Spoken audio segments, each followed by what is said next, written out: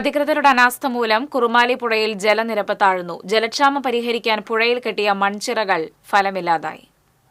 കടുത്ത വേനലിൽ പ്രദേശത്തെ ജലക്ഷാമം പരിഹരിക്കുന്നതിനായി ലക്ഷങ്ങൾ മുടക്കി കെട്ടിയ മൺചിറകളുടെ അശാസ്ത്രീയ നിർമ്മാണം മൂലമാണ് കുറുമാലിപ്പുഴയിൽ ജലനിരപ്പ് താഴുന്നത്. മൺചിറയോട് ചേർന്നുള്ള ചീർപ്പിലൂടെ ക്രമാതീതമായി വെള്ളം ഒഴുക്കിക്കളയുന്നതാണ് പുഴ വറ്റിവരളാൻ ഇടയാക്കിയത്. ചീർപ്പിൽ പലകകൾ ഇട്ട് നിയന്ത്രിച്ചാണ് ചെറിയ തോതിൽ വെള്ളം ഒഴുക്കിവിടാറുള്ളത്.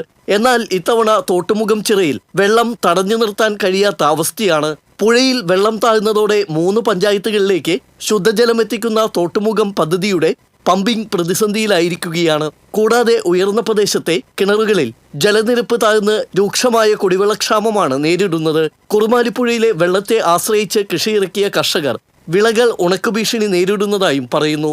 വർഷം തോറും ലക്ഷങ്ങൾ മുടക്കി നിർമ്മിക്കുന്ന മൺചിറകൾ കാലവർഷാരംഭത്തിൽ തന്നെ പൊട്ടിപ്പോകുകയാണ് പതിവ്.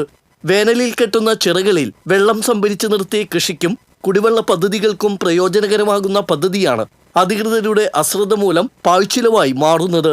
ചിമ്മിനി ഡാമിൽ നിന്ന് തുറന്നുവിടുന്ന വെള്ളം ഒഴുക്കിക്കളയാതെ ചീർപ്പിൽ തടഞ്ഞു നിർത്താനുള്ള സംവിധാനം ഒരുക്കണമെന്ന് നാട്ടുകാർ ആവശ്യപ്പെട്ടു. നമ്മൾ ഇത്രയും പൈസ ചെലവാക്കി പഞ്ചായത്ത് ചിറ നിർമ്മിച്ചിട്ട് ആ ചിറയുടെ ചീപ്പ് കൃത്യമല്ലാന്ന് കാണുമ്പോൾ നമുക്ക് മനസ്സിലാക്കാൻ സാധിക്കും. അപ്പോൾ അത് താൽക്കാലികമായിട്ട് നിർമ്മിക്കുകയാണെങ്കിലും അത് കൃത്യമായി നിർമ്മിക്കണം. ഒരു ചാക്ക് മാത്രം വെച്ച് ഒരു മഴ ഇത്തിരി വെള്ളം കൂടുതൽ വന്നപ്പോൾ അത് ഒലിച്ചുപോയി. ചിറ പണിതിട്ട് നമുക്ക് ഒരു 2 മാസം കഴിഞ്ഞിട്ടാണ് ഈ ചീപ്പ് ഉണ്ടാക്കിയത്. ഇതൊന്നും പഞ്ചായത്തിന്റെ ശ്രദ്ധയിൽ പെടുവോ അത് കൃത്യമായ കാര്യങ്ങൾ ചെയ്യാത്തതുകൊണ്ടാണ് ഈ വെള്ളം ഇറങ്ങി പോയി കഴിഞ്ഞു കഴിഞ്ഞാൽ പിന്നെ ഈ ഭാഗത്തുള്ള ആർക്കും കിണറുകളിൽ വെള്ളമില്ലാത്ത സിറ്റുവേഷനാണ്.